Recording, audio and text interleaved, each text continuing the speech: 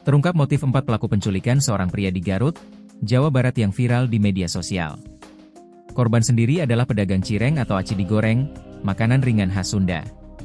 Peristiwa ini terjadi pada Senin sore, 8 September 2025, di Jalan Raya Cikajang, Garut. Adapun korban bernama Irfan, 20, dipaksa masuk ke dalam mobil oleh sekelompok orang tak dikenal. Setelah diselidiki, polisi berhasil menangkap para pelaku yang diduga menculik korban karena motif cemburu atau perselingkuhan. Kapolsek Cikajang, AKP Patri Arsoni, mengatakan, 4 pelaku diciduk.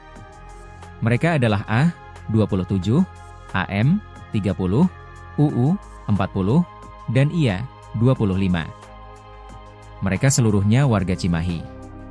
Satu di antara mereka adalah seorang perempuan, ujar Patri kepada tribunjabar.id, Selasa, 9 September 2025. Ia menuturkan, keempatnya ditangkap pada Selasa pukul 00.30 WIB di berbagai tempat, yakni di depan Pusdikpom Cimahi dan kontrakan di Kelurahan Baros, Kecamatan Cimahi Tengah, Kota Cimahi. AKP Patri Arsoni menjelaskan bahwa penangkapan dilakukan di beberapa lokasi berbeda, yaitu di depan Pusdikpom Cimahi dan sebuah kontrakan di Kelurahan Baros.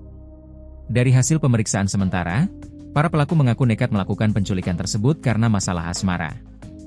Motif penculikan diduga dilatar belakangi oleh masalah cemburu atau perselingkuhan, ungkapnya. Detik-detik diculik. Dalam rekaman CCTV yang beredar luas, terlihat sejumlah pelaku berpura-pura membeli dagangan Irfan.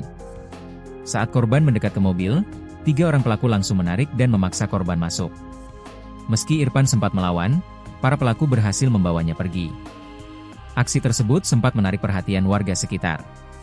Salah satu saksi, Fikri, 28, mengatakan bahwa para pelaku mengklaim kejadian itu sebagai masalah keluarga, sehingga warga urung menolong.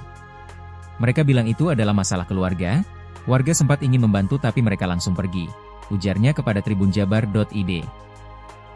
Setelah keluarga korban melaporkan kejadian ini ke polisi, jajaran Polsek Cikajang bergerak cepat.